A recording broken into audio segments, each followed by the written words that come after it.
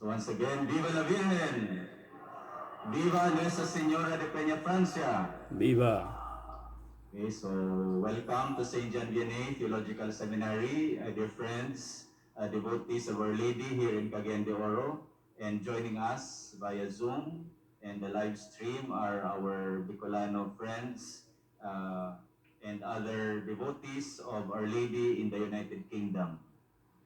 This is a significant year for the devotees of Our Lady in Norwich, United Kingdom, because it's the 10th year since we started devotion there when I was studying in UK as a doctoral student. So we are very happy that the modern technology has been useful to bridge the miles between worlds and generations. Generations here of devotees, Bicolanos settled now in Cagayan de Oro, descendants of Bicolanos, but still fervent in our devotion to Ina. This year's Peñafrancia Fiesta in Naga, in Cagayan de Oro, in Norwich and elsewhere in the world is altogether unique thanks to the COVID-19 pandemic. None of the usual festive celebrations. In Naga, there is no traslacion and fluvial procession that draws thousands of devotees from around Bicol region and the country. In Cagayan de Oro, there is no house-to-house novena, capped with daily dose of lechon and drinks. In the UK, there is no fluvial procession in London's Thames River or in the Roxham Broads. No face-to-face pagsungko, no raffles, no coaches and pilgrims from nearby towns. But as we have heard from many homilies since the lockdowns in March, this pandemic has forced us to discern which really are the essentials in life. We are advised to ask, is that an essential travel? If not, drop it. In buying or shopping, is that really necessary? If not, forget about it. Ang tanong, mahalaga ba? Kailangan ba talaga?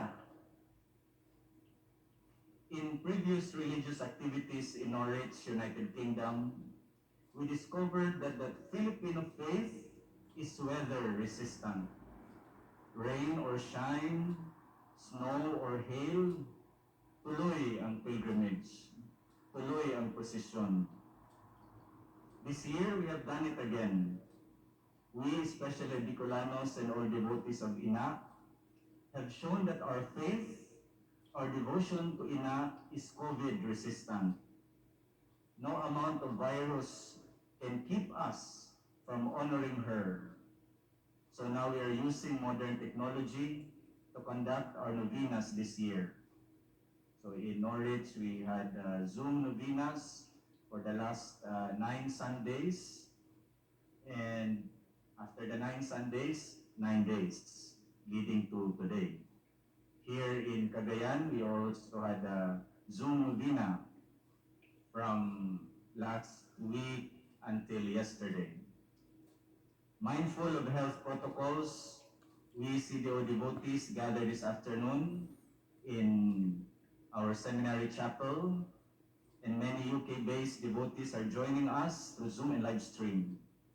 Some GNA friends from other places in the country are also with us. I can only think of one reason for this celebration. For us, for the children and devotees of Ina, Our Lady of Peñafrancia, she is an essential part of our personal, our family, our community life. Mahalaga si Ina. Kailangan natin si Ina.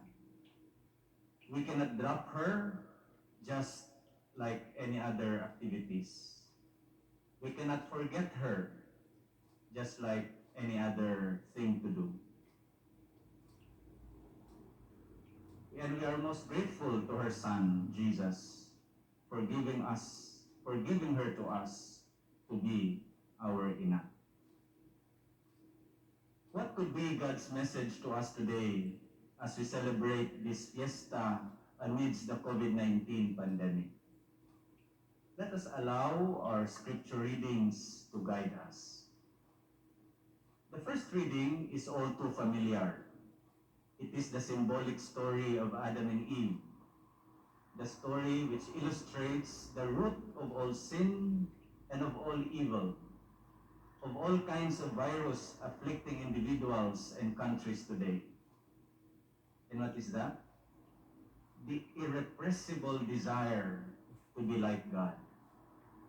From the news of how the virus came to be and to spread across the globe, as well as the way government leaders have responded to it, we see how they have behaved like God. That is the essential temptation.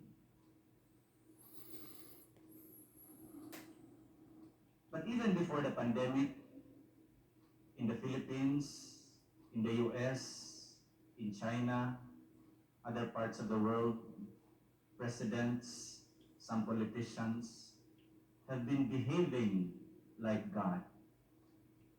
And this is the effect.